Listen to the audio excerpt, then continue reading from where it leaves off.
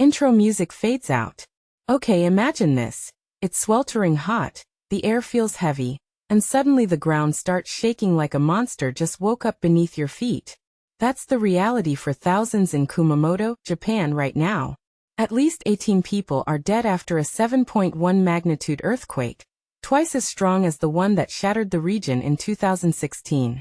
But here's the thing. The quake itself might not be the only killer here. Let me explain why this disaster is way more complicated than it looks. Japan is a country built on tectonic time bombs. They've mastered earthquake preparedness. Bullet trains stop automatically. Buildings sway but don't crumble. Sirens blare warnings. But this quake exposed a terrifying blind spot. Let's talk about that Aeon Mall. Thousands of people inside. The floor collapses, then a gas explosion. Wait, why would a shopping center explode? In my opinion, this isn't just about the quake, it's about how disasters cascade. Gas lines rupture, panic spreads, and suddenly you're fighting fires while trying to rescue survivors. What many people don't realize is that secondary disasters like this can kill more than the initial tremor. Now I've watched footage of that mall. Ceiling beams like broken matchsticks, rescuers crawling through dust masks and helmets.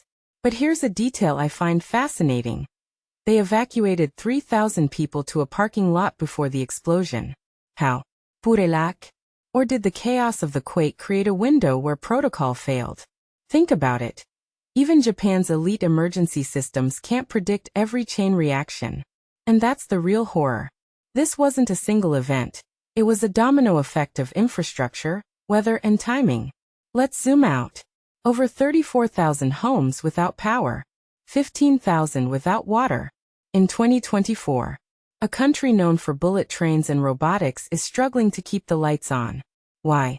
Because when the ground liquefies, it doesn't care about your tech. This raises a deeper question. How much of our preparedness is just an illusion? The 2011 tsunami showed us that nuclear plants can fail. Now this.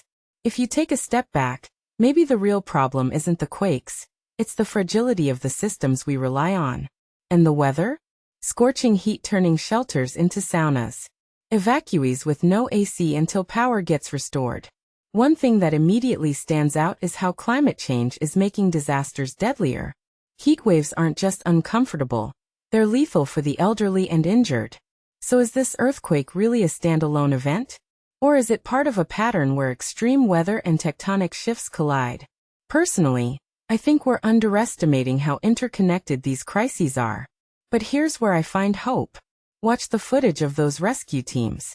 Soldiers, firefighters from Taiwan, drones scanning rubble. They're racing against time, against collapsing buildings, against nature itself. Prime Minister Takaichi says it's a race against time. Yet even as she speaks, 3 people are still missing in that mall. What does that tell us? That no matter how advanced we get, human willpower is still the last line of defense. So what's the takeaway here? Japan's experience isn't just a tragedy, it's a warning.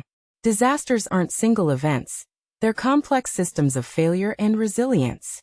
And as climate change accelerates as populations grow, as cities strain under the weight of their own infrastructure, maybe the real question isn't how to survive earthquakes, but how to rebuild systems that won't collapse when the next one hits.